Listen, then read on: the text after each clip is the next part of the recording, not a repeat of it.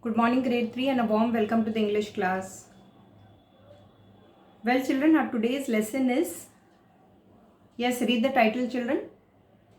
Treasure Island. And who is the author? Robert Louis Stevenson. This was our previous lesson, Robert Louis Stevenson. It was a biographical writing about Robert Louis Stevenson.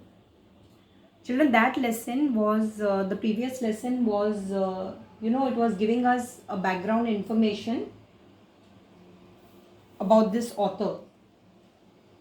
It was in preparation for the next unit. The next unit is what? The Treasure Island. The same book I have.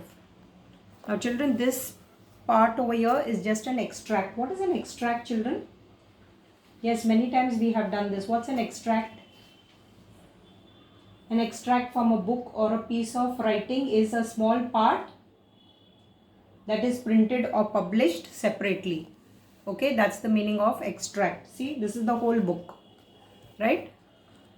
But only a small part is printed. So that's the meaning of extract.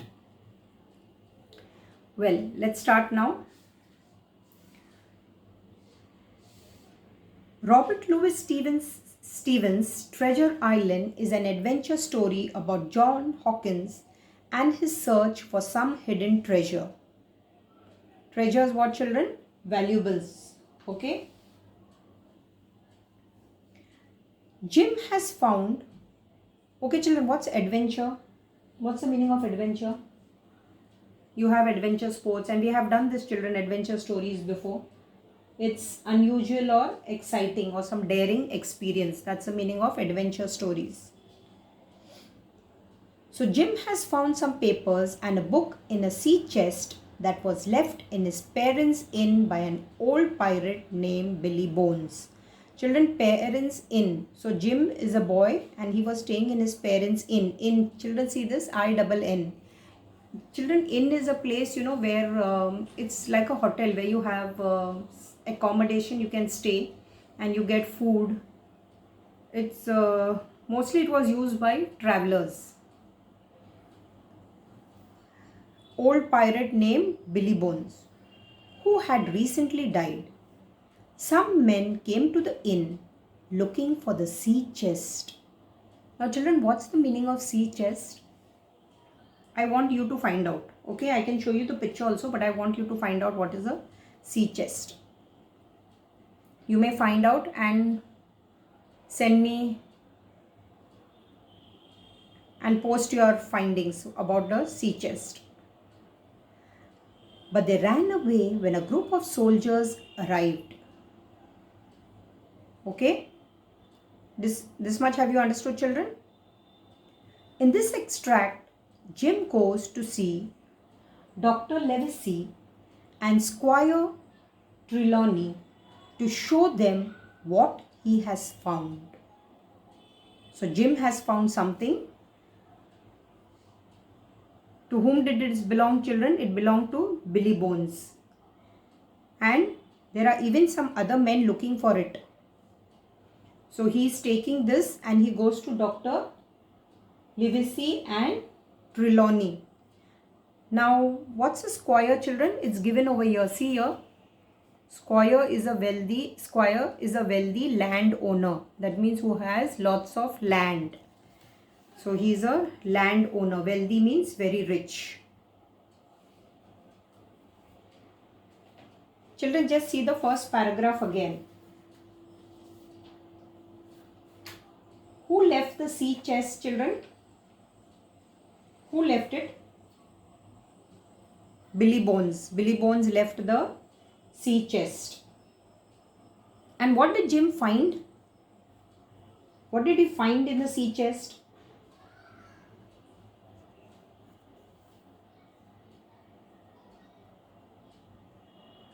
See here in this extract, Jim goes to see Dr. Livesey and Squire Trelawney to show them what he has found. So let's see what he has found. Right.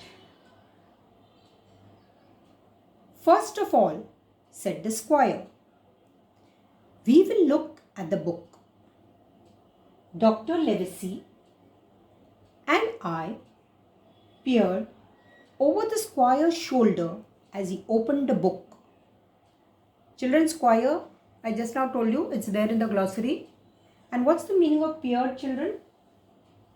To look carefully at. Okay, to look carefully at.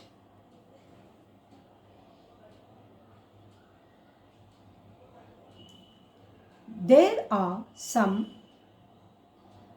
illegible scrawl on the first page, and on the other pages there were dates and sums of money. Children, what's the meaning of this? Now this is a phrase, okay? Illegible scrawl is, it's a phrase. What's the meaning of this? It means something which is written hurriedly or maybe carelessly. So that's the meaning of it. Not clear enough.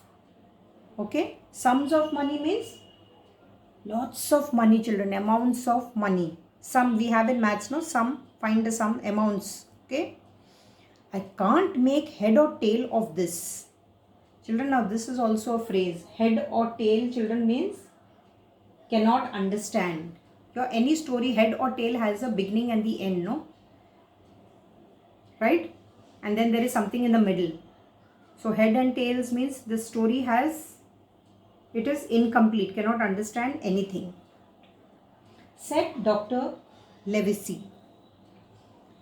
It's very clear to me, cried the squire.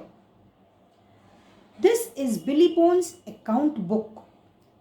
This is all the money he has stolen from people when he was a pirate. See, children, so there was lots of amount in this.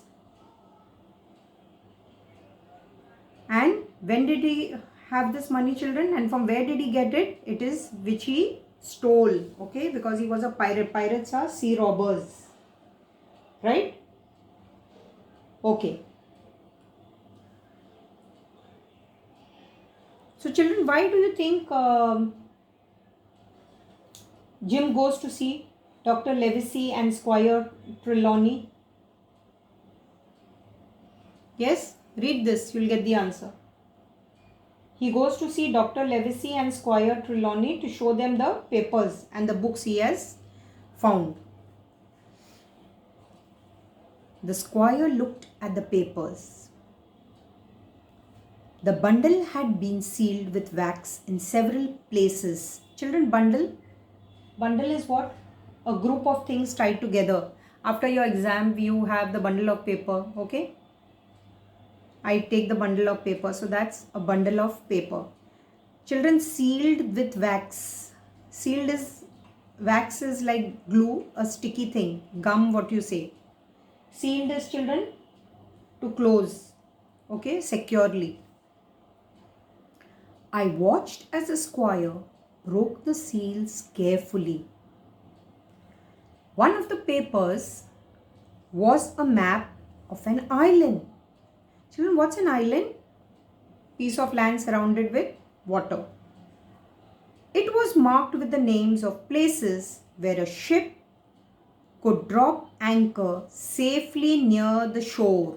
Now children, what is the meaning of drop anchor? Have you seen an anchor? Yes, children, the Vikings story. Yes. We had this word anchor. The shape is, something like this.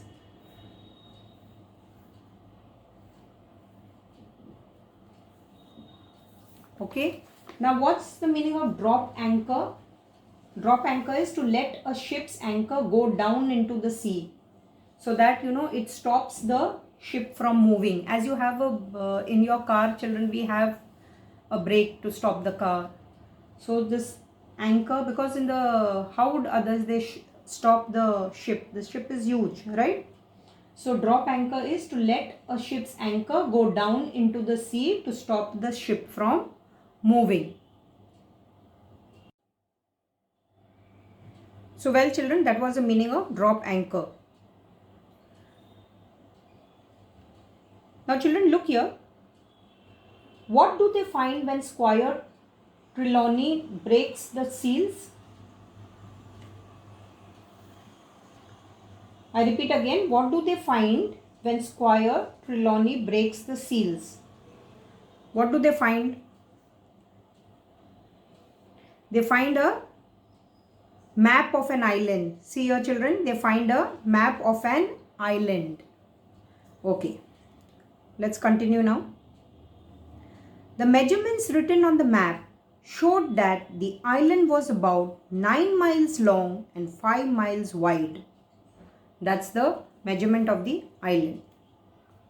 A hill in the center of the island was named the Spy Glass. So what's the name of the hill? The Spy Glass. Lines of latitudes and longitude. Children, latitudes and longitudes is here which you have already learnt in SST. Lines that can be used to exactly know where something is in the world, where some place is in the world. I have a globe here. If you see children, on the globe also it is there, and if you open your SST book, you will see that these are the lines. Okay, the lines of latitude and longitude. Can you see? That's the longitude and latitudes. Shown where in the ocean the island could be found.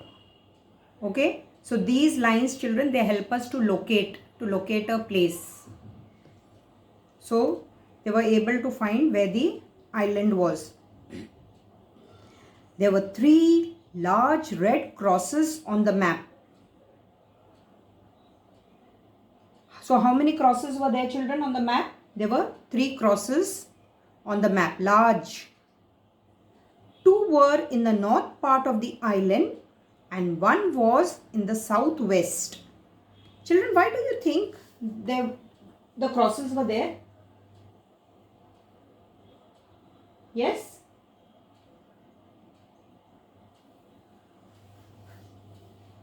To indicate children where the treasure is. Next to the last cross, there were these words. Bulk of treasure here. What's the meaning of bulk? Bulk, children, please quickly open your dictionary. Bulk means a large part or a main part of something, huge. That's the meaning of bulk of. Okay, bulk of treasure here. Squire Trelawney sprang to his feet. Children, what is the meaning of sprang to his feet? Sprang to his feet means to jump up suddenly, quickly. Why do you think children he sprang to his feet? Yes, why do you think he sprang to his feet? Think. Because he was excited about the map and he wanted to begin the search for the treasure as soon as possible. That's why he sprang to his feet. Well, well, he cried. You know what we have here? A treasure map, I said. A treasure map showing where Bill Bones has hidden all his money. Exactly, said the squire. And we will be the ones to go and find it. Okay? Now let's move ahead. Let's see. Interesting, children? So what does Squire decide, children, that they must do? What does Squire decide? Look here. Read the last line. He decides they must go and find the treasure. He decides that they must go and find the treasure. Now children, move to the next page. Page 95. Dr. Livesey said, "That's impossible. How are we going to do that?" "Nothing is impossible," replied the squire. "Tomorrow I will find the best ship I can hire." Children, what's the meaning of hire? To rent. Okay? That is, it's not your own. It belongs to somebody else. You're paying some money just to keep it with you for some time. To use it maybe for some time. Jim will come along as a cabin boy. Now what's a cabin boy? A servant for the ship's officers. A boy who does all this odd jobs on the ship. So that's a cabin boy. You must come as well. Levesey. You must come as well. Levesey. Every ship needs a doctor. Now children, he's a doctor, right? So he's asking him also to come on the ship. Children, just think, why did they need a doctor on the ship? Even today, children, there are doctors on the ship. Just take a moment and think, why do we need doctors on the ship? Yes? Children, see, the ship is sailing, okay? And it's difficult to get land. Sometimes, for days they are sailing. It's very difficult to find a port or a land. And anybody can fall sick. You could even injure yourself. So that's the reason why there's a doctor on the ship. So even here, so maybe they thought if somebody would get injured or somebody would need first aid, so doctor could provide that. We both agreed. I was excited but frightened too. Children, please read this again. We both agreed. I was excited and frightened too. So why do you think Jim was excited, children? Because he was going to search the treasure. And why was he frightened, children? Why was he frightened? He had people to help him. Why was he frightened? Children, look here in the beginning. See here. If you look here, you will get the answer. Jim was frightened because he knew other men were looking for the sea chest and the map. It's given here, no children? If you read this, you will get your answer. Okay, so Jim was frightened because he knew other men were looking for the sea chest and the map. I remembered the men who had come looking for the sea chest. See? I remembered the men. So this is connected to this, your opening paragraph. I was certain. Children, what is the meaning of certain? Very sure, very sure. I was certain they would keep looking. Keep looking means keep searching. I was certain they would follow us across the sea to the treasure island. So he was very sure wherever he went or wherever they went, the men would follow him.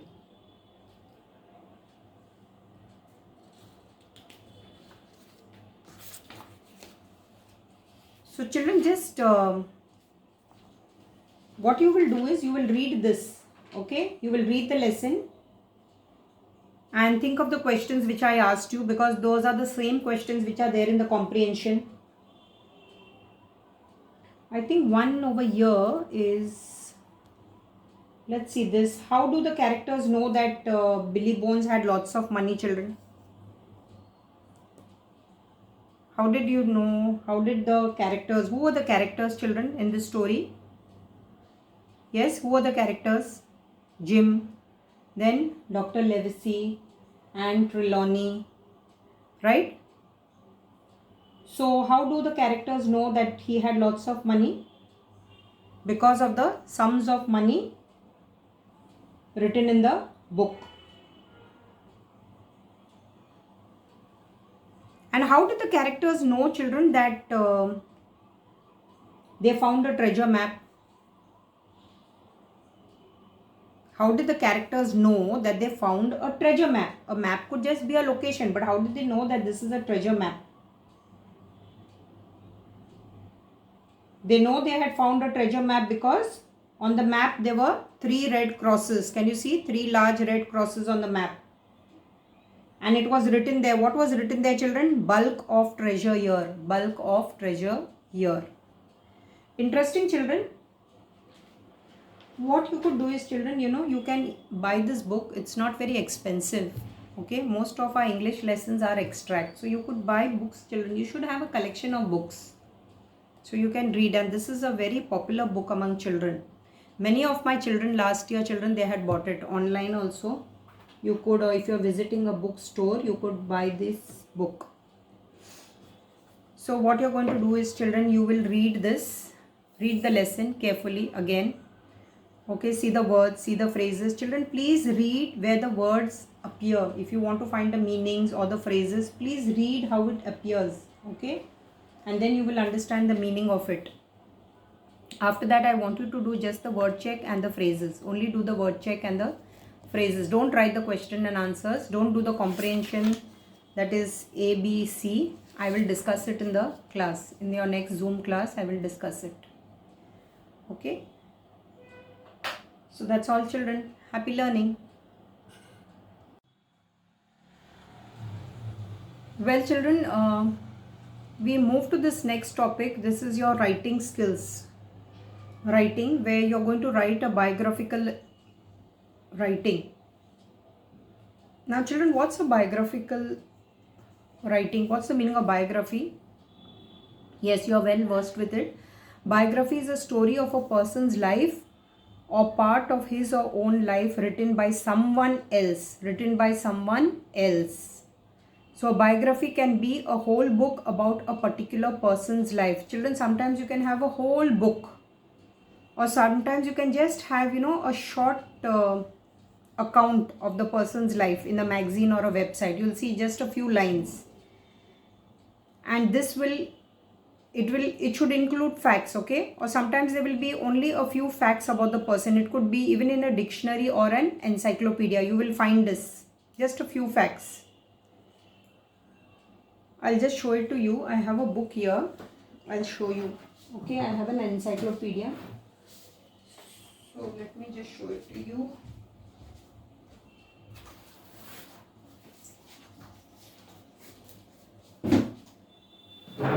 See here, children, I have this. This is an encyclopedia.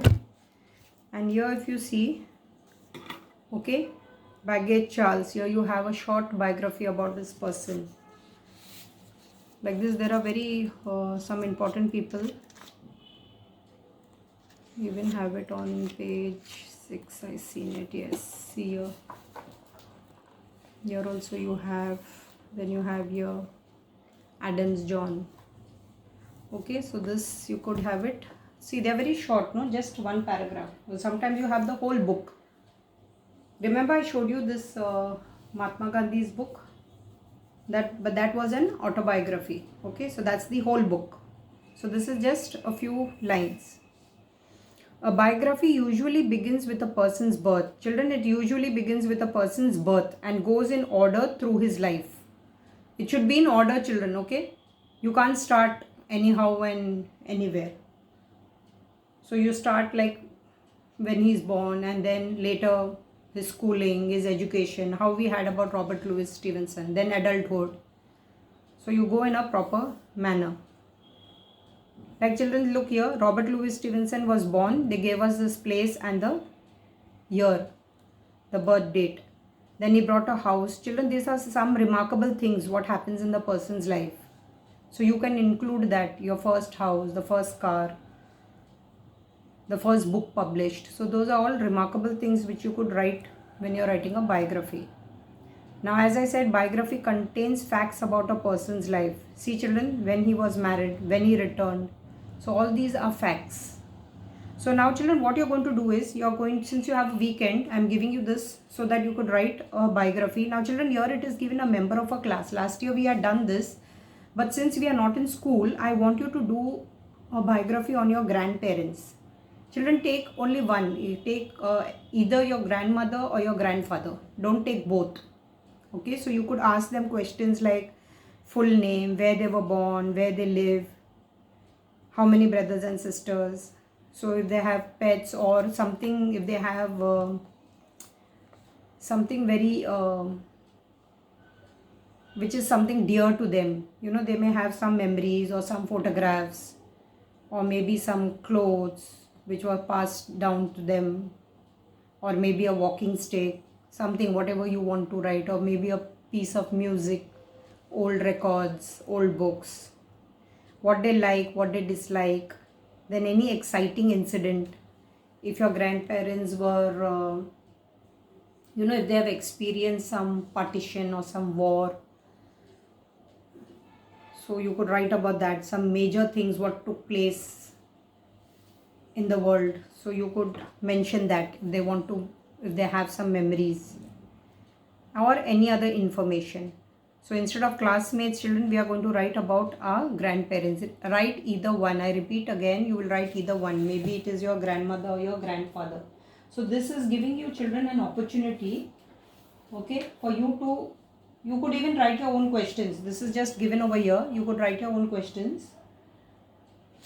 It is giving you an opportunity to, write a biography about your grandparents.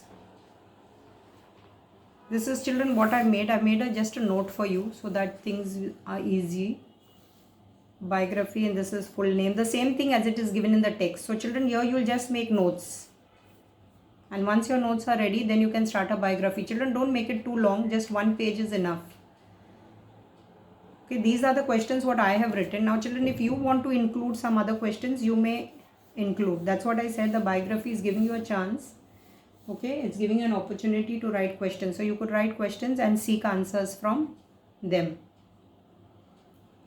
So that was it, your biographical writing and Treasure Island. Okay, Treasure Island, what did I tell you? This question answers we will discuss in the class. You'll only do the word check, phrases, right? Children, this Treasure Island, who is the author? Yes, Robert Louis Stevenson. And who is telling the story? I forgot to ask you all, who is telling the story over here? Think who's telling the story. Okay. And children, the Treasure Island, this is in, it's a third person narrative. What's the meaning of third person narrative? What is first person narrative? First person narrative. Narrative is, what's the meaning of narrative? Children, we have done these words. Narrative, first person narrative is when the story is told by one of the characters in the story. One of the characters is telling you the story, then it is a first person narrative. Now this is a third person narrative. Okay. This is when the story is told by someone. That is, someone is the author who is not a character in the story. Okay. So I repeat children, this is a third person narrative. This is when a story is told by someone, the author, that is, who is not a character in the story. Children, think about one third person narrative. This is there in your textbook. You could refer to the index. Think of other stories which are first person narrative, which are third person narrative. Third person narrative is here in the text. And that also was one of your favorite lessons. Remember Eric the Viking? Okay, that's an example of a third person narrative. So well children, that's all. Happy learning.